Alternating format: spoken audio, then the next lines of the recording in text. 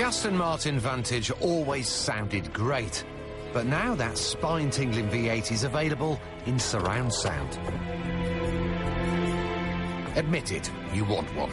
You're probably not even hearing me right now, stunned by its lines, its proportions, its presence. It's called the V8 Vantage Roadster.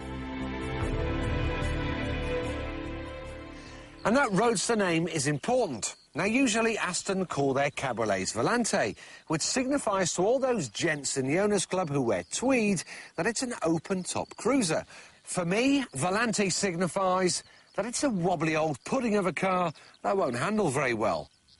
But this one's called the Roadster because it's supposed to be a full-on sports car.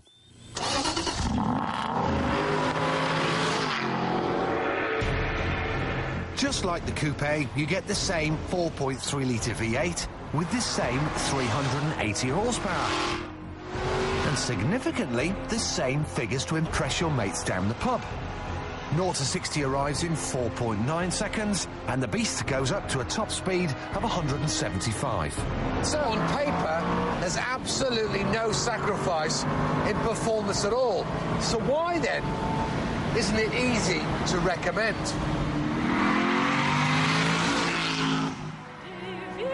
Well, at £91,000 it isn't exactly cheap. But more importantly, the Roadster is 16 grand more than my personal favourite, Porsche's superb 911 Carrera S Cabrio.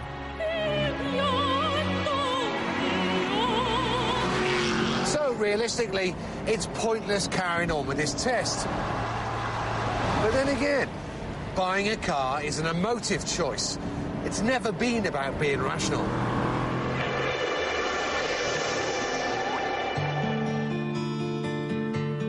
You're sitting there at home, thinking of ways of getting 91 grand as quickly as possible, reminding your other half that this just isn't any car. It's a hand-built masterpiece, with an engine you want to stroke, seats you want to sit naked in, and dials that, although unreadable, look like modern art.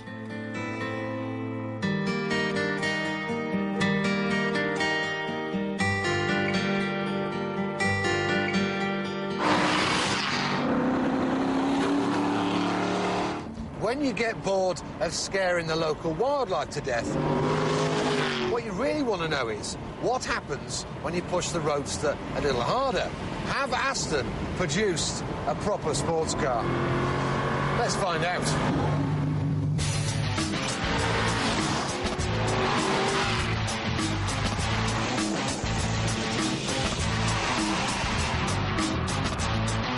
The simple answer is yes. This is a great sports car. It's well engineered, the dashboard doesn't rattle, there's no scuffle shake, it feels very stiff.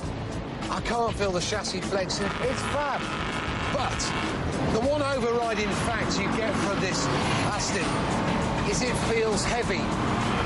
It doesn't feel very nimble and pointy and darty. And that's what I want in a sports car. But then again, this is a truly great Aston Martin. Their best convertible ever, in fact. And let's face it, that noise is utterly priceless.